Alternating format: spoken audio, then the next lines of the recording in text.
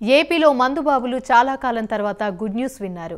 5 ఏళ్ల నిరీక్షణ తర్వాత నాణ్యమైన మద్యం సేవించబోతున్నారు. ఇంతకు ఏపీ మందుబాబులకు ఆ హామీ ఇచ్చిందెవరు?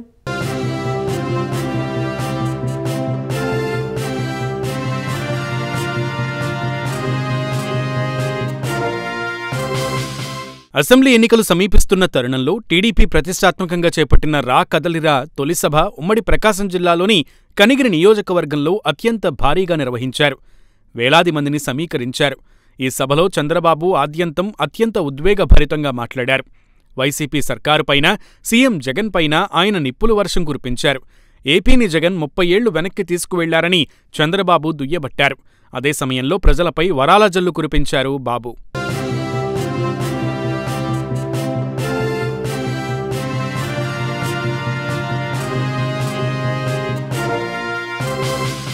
టీడీపీ ప్రభుత్వంలో ఉద్యోగాలు ఇస్తే జగన్ గంజాయి ఇస్తున్నాడని చంద్రబాబు ఆందోళన వ్యక్తం చేశారు.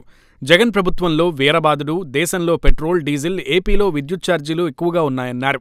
జగన్ దోపిడీ వల్ల విద్యుత్ బిల్లులు పెరిగాయని, చెత్త నుంచి సంపద సృష్టించాలని తాము ప్రయత్నించామన్నారు. చెత్త మీద పన్ను వేసిన చెత్త ముఖ్యమంత్రి జగన్ అని వ్యాఖ్యానించారు. రాష్ట్రంలో ఎక్కడ చూసినా కుంభకోణాలు జరుగుతున్నాయని తెలిపారు.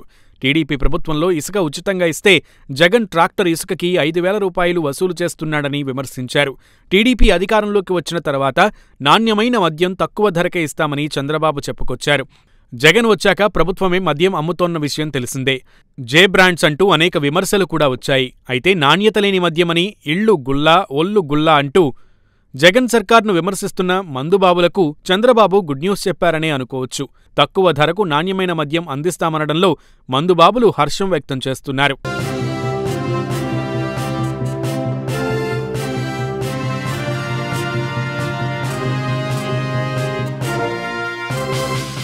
జగన్ ప్రభుత్వానికి సంపద సృష్టించడం తెలియదని చంద్రబాబు వ్యాఖ్యానించారు.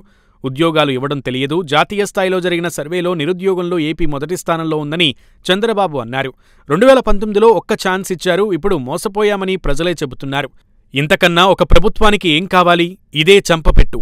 ఎన్నికల సమయంలో జగన్ ముద్దులు పెట్టి ఇప్పుడు పిడుగుద్దులు గుద్దుతున్నారు. రాష్ట్రాన్ని సైకో చేతిలో పెడితే 5 ఏళ్లలో 5 కోట్ల మంది బాధితులు అయ్యారు అని నిప్పులు చెరిగారు బాబు.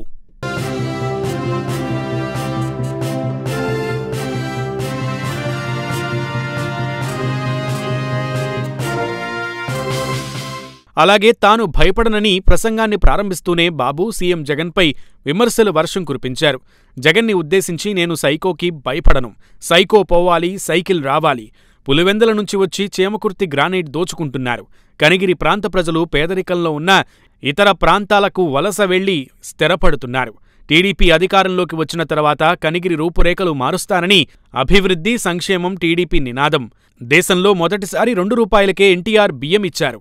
ప్రజలకి జగన్ ఇప్పుడు 10 రూపాయలు ఇచ్చి 100 రూపాయలు దోచుకుంటున్నారు అని చంద్రబాబు విమర్శించారు. చూడాలి మరి బాబు సంధించిన విమర్శలపై వైసీపీ శ్రేణులు ఏ విధంగా స్పందిస్తారనేది.